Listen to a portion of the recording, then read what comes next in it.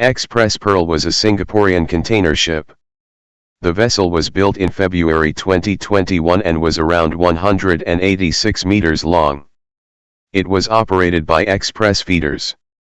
On May 20, 2021, Express Pearl caught fire off the coast of Colombo, Sri Lanka. The vessel was engulfed in flames by May 27 and declared a total loss. It was still afloat, and the fire was thought to be under control by Sri Lankan firefighters by the late hours of May 27, 2021. After burning for 12 days, the vessel sank on June 2 as it was being towed away to deeper waters.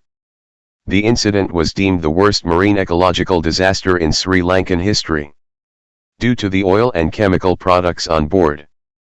Express Pearl was built by Zhoushan Changhong International Shipyard Company Limited of China for Singapore-based Express Feeders, along with its sister ship Express Mekong. The 37,000 deadweight-ton container vessel could carry 2,743 20-foot equivalent units. The ship was delivered on February 10, 2021.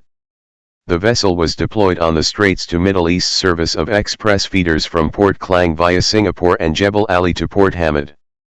The return journey was via Hajira and Colombo back to Malaysia. The vessel had made 3 voyages, calling at Colombo on March 17 and April 18, and caught fire shortly after its third call at the port on May 19. The ship departed the port of Hajira, India, on May 15, 2021. The container vessel, which carried 1,486 containers, with contents including 25 tons of nitric acid, other chemicals, cosmetics and low-density polyethylene pellets, arrived in Colombo on May 19. The ship was on the return leg of a 30-day round-trip voyage from Port Klang, Malaysia, to Qatar and Dubai. It was reported that the container ship was denied entry in the Hamid port of Qatar and Hajira port of India before entering the Colombo port in Sri Lanka. The operators of Express Pearl rebuffed the reports regarding the denial of entry of the container ship in the ports of Qatar and India. Express Feeders, the owners of the vessel, said the crew had discovered a container leaking nitric acid and requested Hamid port in Qatar and Hajira to offload it. The request was denied as there were no specialist facilities or expertise immediately available to deal with the leaking acid, and the vessel proceeded on its planned journey to Colombo. The ship reached Colombo on the night of May 19 and was anchored in the outer harbor awaiting a berth. The ship did not declare an emergency or the cargo acid leak. On May 20 the ship's agents requested a reworking of the container. Harbour Master Nirmal de Silva said as a maritime hub, Colombo had the expertise to help. The vessel then issued its first report of a fire, which the crew had put out using its onboard system. It was reported that the ship caught fire on May 20, 9.5 nautical miles northwest of the Colombo port. The Sri Lanka Navy, along with the Sri Lanka Ports Authority, which got aboard the ship to find out the cause of the fire, suspected that the fire might have started as a result of the reaction of chemicals being transported on the ship. During the fire incident, the vessel had a crew of 25 members on board, though initial reports linked the incident to leaking acid. Harbour Master de Silva said the fire had broken out in the No. 2 hold of Express Pearl while the container was stacked on deck. A fuller investigation was needed to determine the cause, he said. On May 25, a large explosion took place inside the vessel and all 25 crew members were evacuated safely from the vessel. 2 Indian crew members who sustained injuries during the explosion were admitted to the Colombo National Hospital. The fire continued to blaze on May 25, and by late afternoon containers were dropping off the vessel into the sea. The Sri Lanka Maritime Environmental Protection Authority declared a Tier 2 oil spill event from onboard bunkers as the blaze got worse. India dispatched firefighting and pollution control Coast Guard vessels, a tug and a Dornier maritime reconnaissance aircraft to help containment measures, and fishermen were asked to stay clear of the ship. Chairperson of MEPA Darshani Lahandapura said on May 26 that 378 tons of oil were on board the vessel and about half could leak into the sea after the fire ended. Bad weather prevented the deployment of oil containment booms around the ship. But authorities were ready to clean up any oil that reached the shore.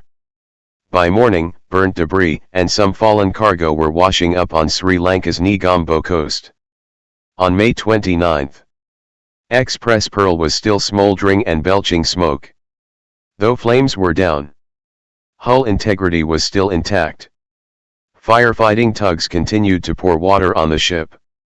The Sri Lanka Air Force dropped dry chemical powder. The Indian Coast Guard vessel ICG Samudraprahari, a pollution control ship, joined the task force.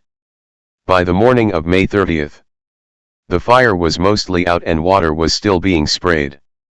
Express feeders said salvors were looking at boarding the vessel to set up a tow connection. Salvors boarded the vessel on June 1 for the first inspection.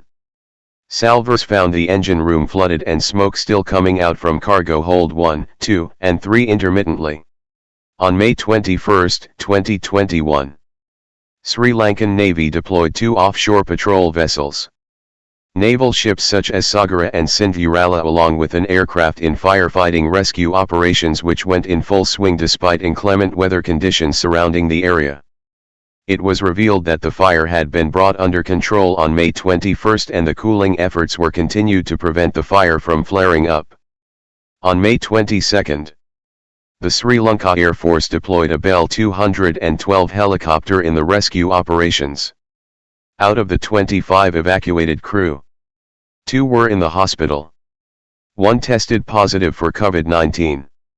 On June 2, 2021, Express feeders issued a statement saying the company regret to report that despite Salvor successfully boarding the vessel and attaching a tow wire, efforts to move the ship to deeper waters have failed.